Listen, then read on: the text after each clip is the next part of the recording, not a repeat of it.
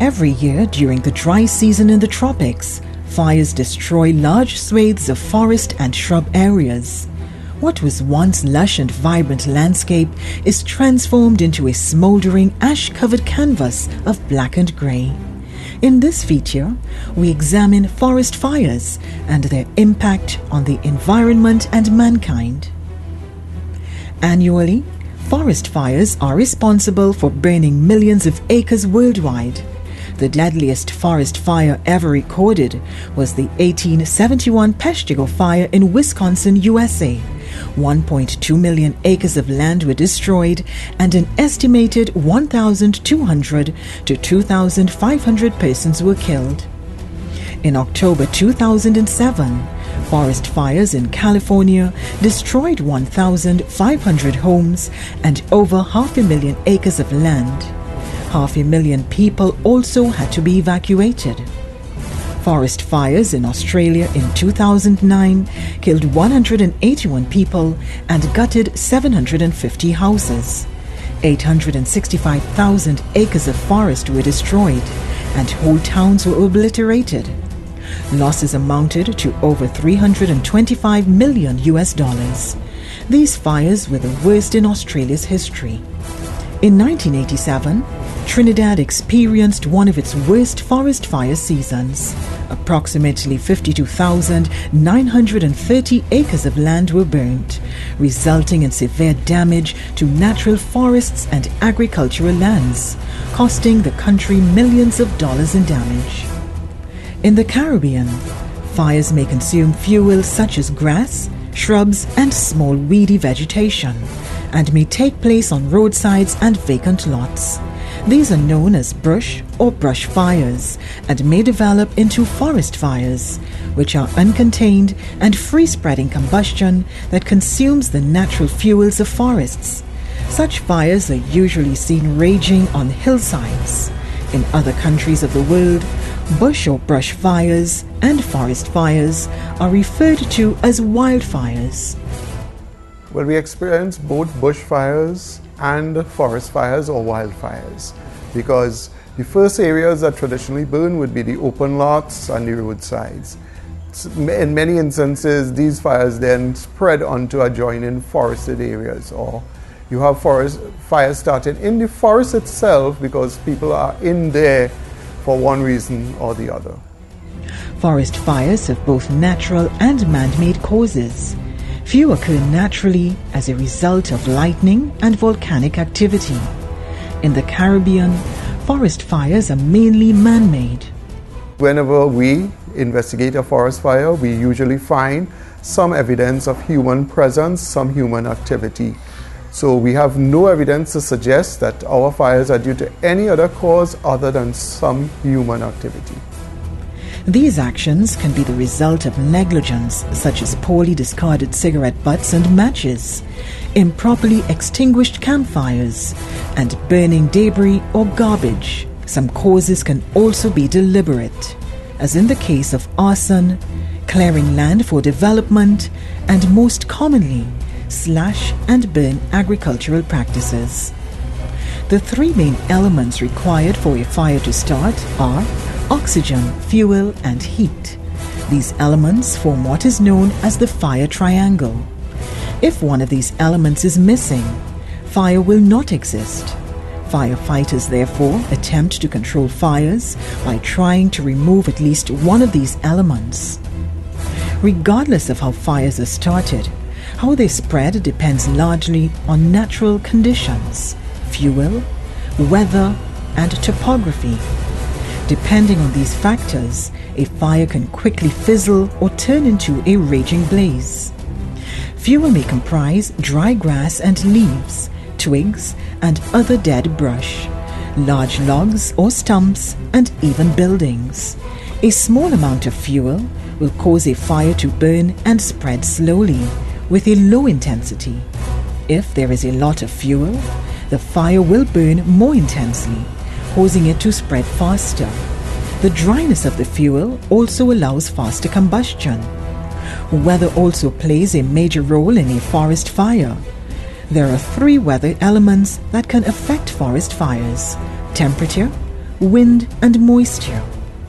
The potential for a fire to start may also be influenced by temperature. Warmer temperatures dry out fuels faster, thereby allowing fires to ignite and spread easily. Wind probably has the biggest impact on a forest fire's behavior.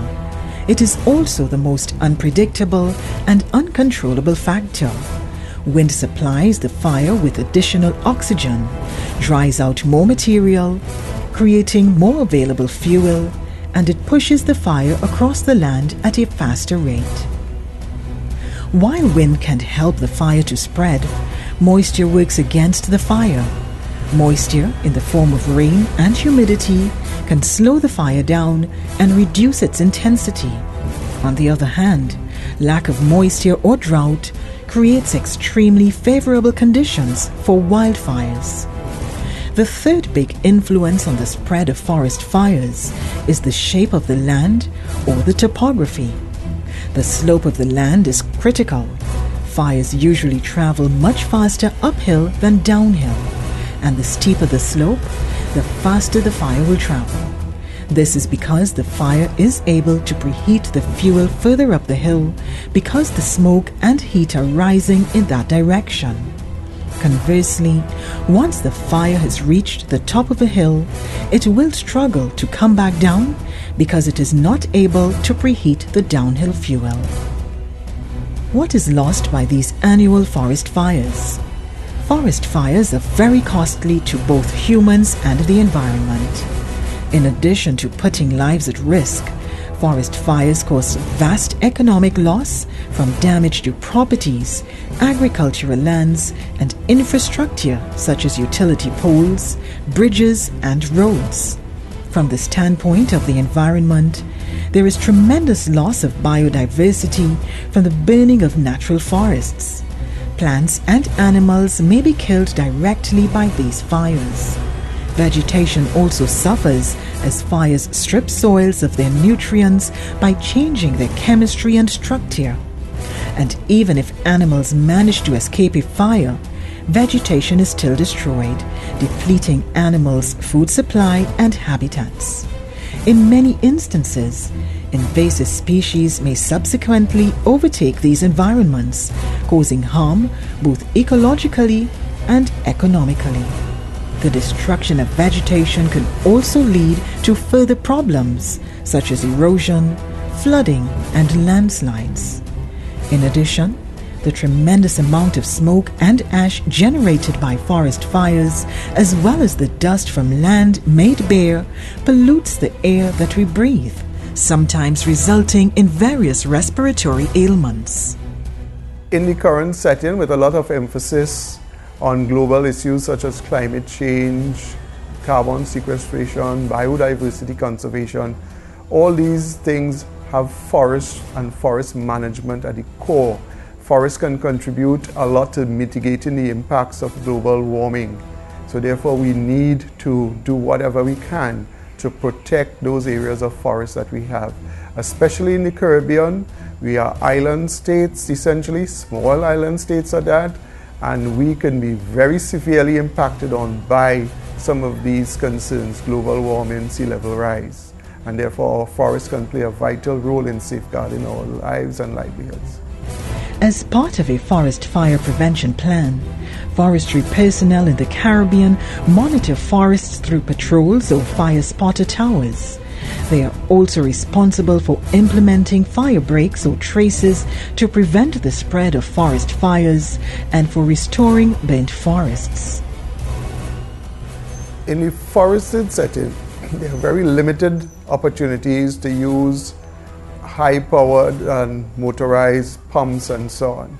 So in a lot of situations, you're using hand tools either to separate fuel, unburned fuel, from the burning fire front, or where the fire is not burning so intensively, to smother out the flames using a fire beater.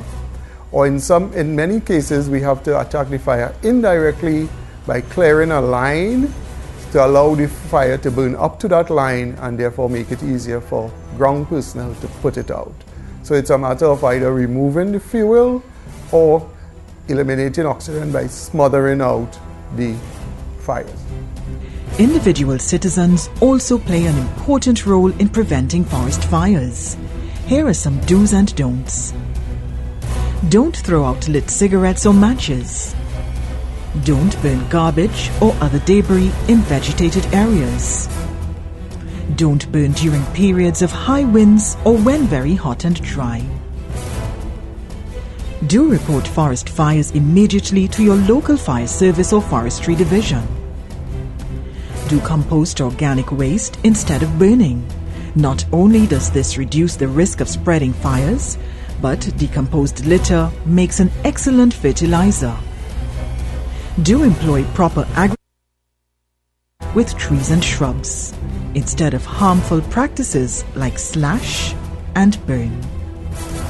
Do obtain a fire permit during the fire season, December 1st to June 30th, and follow the necessary guidelines in cases where outdoor burning is required.